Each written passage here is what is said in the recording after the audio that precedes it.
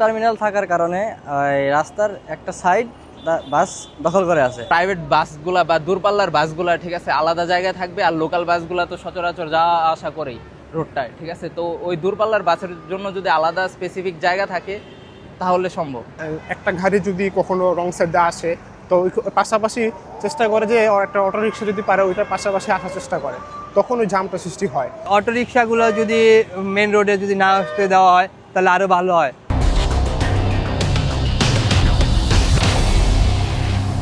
সরানো পসিবল না, কারণ বাস কাউন্টার হবেই রোডের পাশে।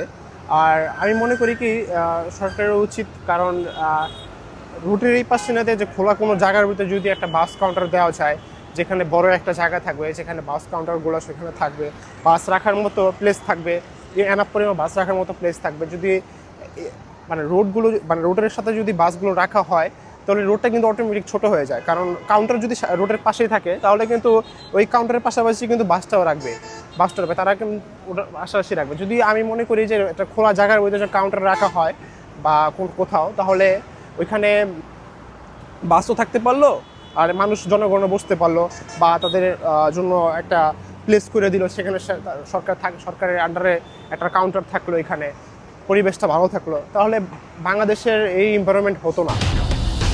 লাইনগুলো দাঁড়িয়ে আছে দুই পাশ থেকে, দেখবেন টেকনিক্যাল থেকে একেবারে গাবতলী পর্যন্ত তা দাঁড়িয়ে আছে। অন্য লাইনের যে গাড়িগুলো আছে, যেমন মমিতা, আবার সাবার পরিবহন, যেগুলো গাড়িগুলো আছে নিয়মিত চলাচল করে, এগুলো তার ব্যাঘাত সৃষ্টি করে, মানে একটা যাইতে পারে না। মানে এই যে রাস্তার অর্ধেকেই আপনার জড়ো হয়ে থাকে বা জ্যাম হয়ে থাকে। এই জন্য মনে করি যে প্রধানমন্ত্রী যেটা নিয়েছে এটাই মনে হয় ভালো উদ্যোগ, বা এটাই ভালো হবে।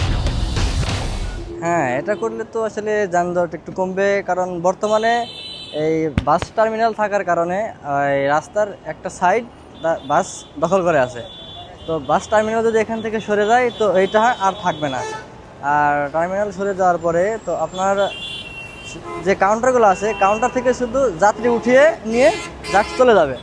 তো চলে যাওয়ার পরে তো বাসটা ঢাকা শহরটা একটু চাপমুক্ত হবে আর কি, গাড়িটা চাপমুক্ত হবে।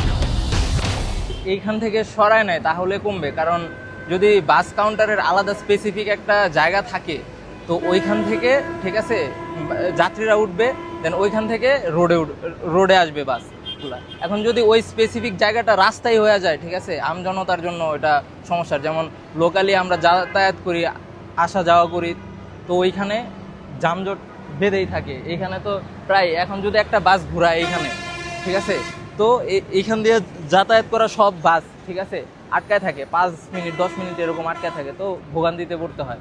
যদি স্পেসিফিক আলাদা জায়গা থাকে তো দেন কিছুটা হলেও হতে পারে। আবার ওইদিকে ওই রোডে যে ইটা আছে, টেকনিক্যালের যে সিগন্যালটা আছে, ওইখানে সিগন্যালে মাঝে মধ্যে সকালে আর কি, সকালে মানে সিগন্যালে দাঁড়াইতে হয়, অনেক মানুষ জবে যায় করে। তো এই বাসের যদি আলাদা স্পেসিফিক জায়গা থাকে তো যারা জবে যায় বা যারা স্টুডেন্ট আছে টাইমলি জবে বা ভার্সিটিতে বা স্কুল কলেজে ঠিক আছে টাইমলি পৌঁছাইতে পারবে।